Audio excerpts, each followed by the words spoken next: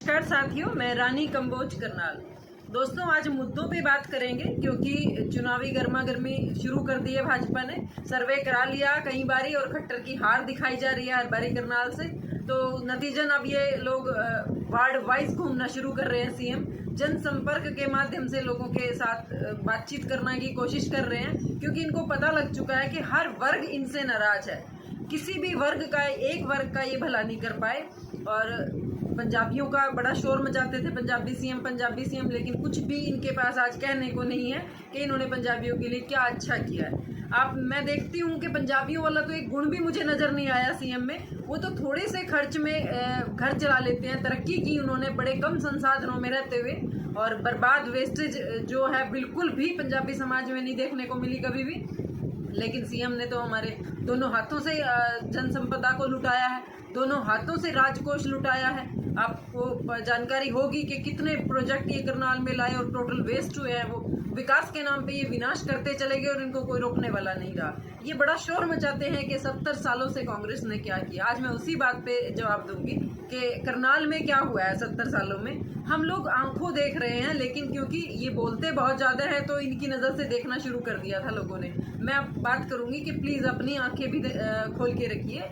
NDRI कितने सालों से मेरे करनाल के लोग बरत रहे हैं, उसकी सारी सुविधाएं उठा रहे हैं। तो एनडीआरआई कांग्रेस ही लाई थी करनाल के अंदर। सीएसएसआरआई कांग्रेस लाई है, आईएआईआरआई कांग्रेस लाई है, डीडब्ल्यूआर कांग्रेस लाई है।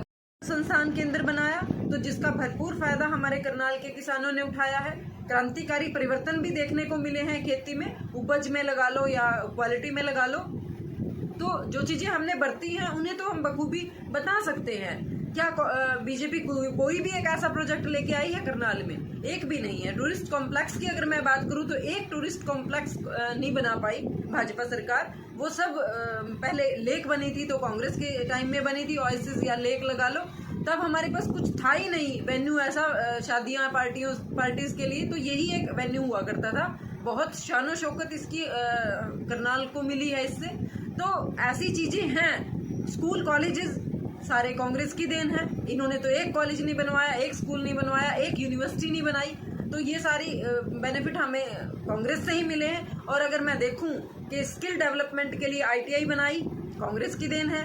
और स्किल डेवलपमेंट को और बेहतर करने के लिए जैसे कि पॉलिटेक्निकल कॉलेज और बड़े सारे यहाँ पे कॉलेज बनाए हैं। नीलोखेड़ी की तो शक्ल ही बदल दी गई, ये सारी कांग्रेस की देन है। इनसे तो खाली संभाला भी नहीं जा रहा है, तरक्की के नाम पे ये कुछ भी नहीं कर पाए। तो ये सारा कुछ कांग्रेस की देन है। आप लगा लीजिए कितने ही पार्क, बढ़िया पार्क कांग्रेस की देन है। ये एक नया पार्क नहीं बना पाए। बस इन्होंने क्या रेनोवेशन जरूर की है पार्कों की, और वो भी किस हालात में है करनाल बेहतर जानता है। तो इनके पास अपना गिनवाने के लिए कुछ भी नहीं है।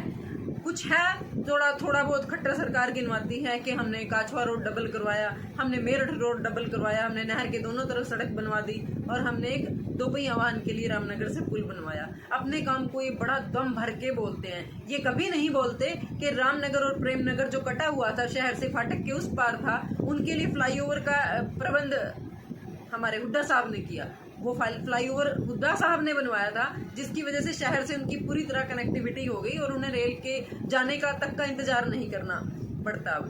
तो पंजाबी बहुल वो एरिया था, तो कोई भेदभाव नहीं किया गया लोकल और पंजाबी में। उन्होंने पंजाबियों को और मेन शहर को कनेक्ट करके दिया है। फाटक पार घोगड़ीपुर भी था, वहां भी पुल बना के दिया है। तो ये सारे पुल जितने बाहर फ्लाईओवर बने हुए हैं सारे कांग्रेस की देन है।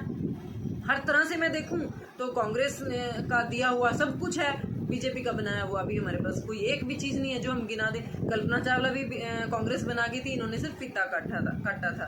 तो ऐसी कितनी ही चीजें हैं। अब अगर मैं बात करूं कि खट्टर ये भी बोलते हैं कि हुड्डा सरकार ने कुछ भी नहीं किया, करनाल में विकास मैंने किया। जितनी पैसे की बर्बादी खट्टर साहब ने करी, मैं कहती हूँ किसी भी आज तक की सरकारों ने किसी ने नहीं की। ये नंबर 1 किसी चीज में है तो पैसा बर्बाद करने में है। करनाल सचिवालय जो है, कोर्ट है, ये सारी हुड्डा साहब ने बना के दी थी। आप देख लीजिए गवर्नमेंट कॉलेज सेक्टर 14 वाला हुड्डा साहब के टाइम में बना है। कितने ही स्कूल हुड्डा साहब के टाइम में बने हैं। करनाल को नगर निगम हुड्डा साहब बना के चले गए थे। और एशिया की नंबर 1 मार्केट जो हमारा मुगल कनाल एक गंदा नाला था, वो हुड्डा साहब की सरकार में बना है। कितनी ही चीज़ें हैं ऐसी जिनका हमने भरपूर बेनिफिट लिया है और आगे भी लेते रहेंगे। वो चीज़ें चल रही हैं एज इट इज़, लेकिन ये जब उनकी संभालने की बात आती है तो नगर निगम में सिवाय करप्शन के कुछ भी नहीं होता। वो नगर निगम में पकड़े जाते हैं लोग, अधिकारी पकड़े जाते हैं और बाद में वो बहाल होकर अच्छी जगह पोस्टिंग दे दी जाती है। आपने पीछे देखा भी है, करप्शन के पे बड़ा चिल्लाते थे, लेकिन करप्शन के नाम पे जब इन्होंने एक तहसीलदार को पकड़ा तो शोर मचा दिया कि हम करप्शन के खिलाफ हैं, पकड़ते हैं, लेकिन बाद में आज की डेट में वो गुड़गांव में बैठे हैं पोस्टिंग पे, तो अच्छी पोस्टिंग उन्हें मिल रही है। तो जनता का बहुत ज़्यादा बेवकूफ़ बनाया जा रहा है हर चीज़ में। करें रोजगार की, जो ये कहते हैं रोजगार जितना इन्होंने बोला था उसके ये आसपास भी नहीं गए।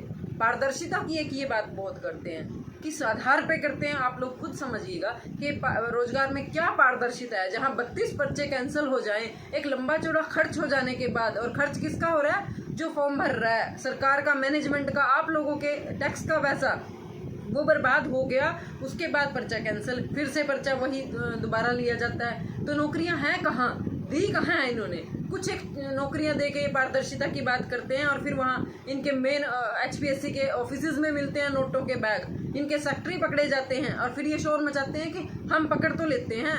मतलब कोई पकड़ा गया, कोई शोर मच गया जिसका, उसका तो तुमने पकड़ के दिखा दिया और बाद में उसका कुछ नहीं पता, लेकिन उसकी जांच क्या हुई, कौन लोग उसमें शामिल थे, वो स्कैम एज इट इज चलता रहा, चल ही रहा है आज की डेट तक भी।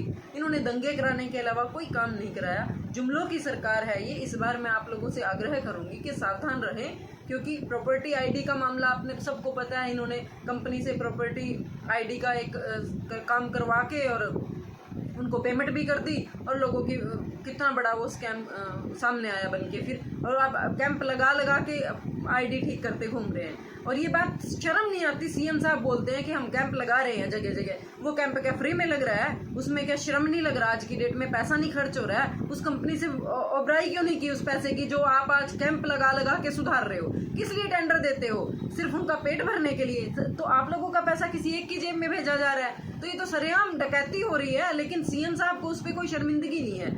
5 साल इनके ऐसे ही बीत गए बातें करने में, रिजल्ट के नाम पे कुछ भी नहीं निकला।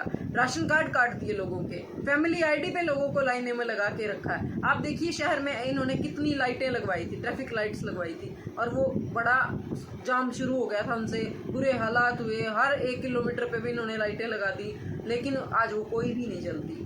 जैसे भी आज फिर पुलिस ही वहाँ पे हर जगह अरेंजमेंट किया है पुलिस का ही कि नाका खोलने के लिए, जाम से बहाल करने के लिए सड़कों को। तो जब पुलिस ही रखनी थी, ये खर्चा ऐसे ही करना था, तो ये लाइटों का खर्चा किसकी जेब पे? हमारे लोगों की जेब पे ही है। दूसरा, इन्होंने LED स्क्रीन लगवाई सारे चौकों पे। मुझे कोई एक बार बता दे कि उस LED स्क्रीन का किसको बेनिफिट हुआ है? क्या मिडिल क्लास को उससे बेनिफिट मिल रहा है? क्या युवाओं को रोजगार उससे मिल रहा है? क्या गरीब आदमी को रोटी उससे मिल रही है? उसमें सारा दिन मोदी को कबाड़ चुगते हुए दिखाने से किसका भला हो रहा है? और कौन देखता है उन स्क्रीनों को? किसकी नजर जाती है? लोग अपने रास्ते पे ध्यान रखेंगे या खड़े होके मोदी को देखेंगे? टोटल वेस्ट इन्होंने पैसा लगाते हुए, बिल्कुल भी इनके दिल में डर नहीं है। ये इस तरह लुटाते हैं जैसे इनका कोई क्योंकि इनकी मेहनत की कमाई तो है नहीं ना। तो इसलिए इस बार मैं आग्रह करूंगी कि इन बातों को बिल्कुल इग्नोर ना करें। पिछले 5 साल आपने इनको दिए थे, तो ये सारी बातें आप लोगों ने इग्नोर करके अगले फिर 5 साल इनको दे दिए। तो लेकिन 10 के सालों का अगर मैं हिसाब देखूं तो नील बटा सन्नाटा है। अगर 10 साल में मैं बात करूं तो इनके पास 4 रोड गिनाने के अलावा और कोई चीजें हैं नहीं है।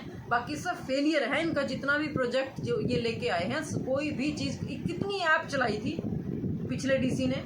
एक ऐप आज एग्जीक्यूट होती हो तो बता दो, क्या वो फ्री में ऐप लॉन्च होगी थी? तो इन सब चीज़ों से बचिए इस बार। और कांग्रेस ही पहले विकास करती आई है, इस बार भी कांग्रेस को ही चुनना, क्योंकि ये लोग वो बनाया भी नहीं संभाल पाए। इनके साथ मुगल कनाल की सड़कें भी नहीं बनी हैं। मॉडल टाउन की सड़कों के बुरे हाल है। 5 साल में तो ठंडी सड़क की सड़कें बनी थी। तो जो इनसे हो ही नहीं रहा है, संभाल ही नहीं रहा है, तो इनको दोबारा जो सर्वे आ रहा है ना कि खट्टर साहब हार रहे हैं करनाल से, वो सर्वे 100% सच साबित करेगी मेरी करनाल की जनता। इसीलिए मैं आप लोगों के सच्चाई में और सच्चाई डालने के लिए मौजूद रहूंगी, हमेशा बताती रहूंगी। आग्रह है आप लोगों से कि इस बार बिल्कुल भी भाजपा को करनाल से मत ना दें और कांग्रेस को ही लेके आए।